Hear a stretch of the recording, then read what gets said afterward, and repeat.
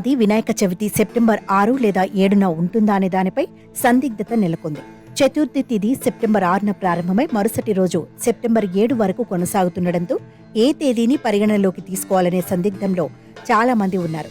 అయితే దృక్ పంచాంగం ప్రకారం ఈ ఏడాది సెప్టెంబర్ 7వ తేదీ శనివారం వినాయక చవితి జరుపుకోనున్నారు. గణేష్ పూజ ముహూర్తం సెప్టెంబర్ 7న ఉదయం 11:03 నుండి మధ్యాహ్నం 1:34 వరకు.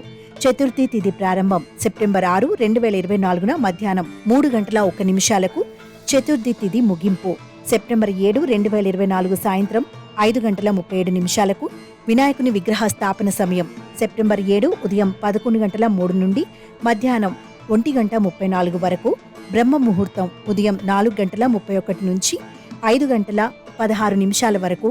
గణేష్ నిమజ్జనం మంగళవారం సెప్టెంబర్ 17 దృక్ పంచాంగం ప్రకారం సెప్టెంబర్ 6 మధ్యాహ్నం 3:01 నుండి రాత్రి 8:16 వరకు. సెప్టెంబర్ 7న ఉదయం 9:30 నుండి రాత్రి 8:45 వరకు చంద్రుణ్ణి చూడకూడదు. వినాయక చవితి రోజున చంద్రుణ్ణి చూడకూడదని చెప్తారు. గణేష్ చతుర్థి వేడుకలు 10 రోజులు జరుగుతాయి.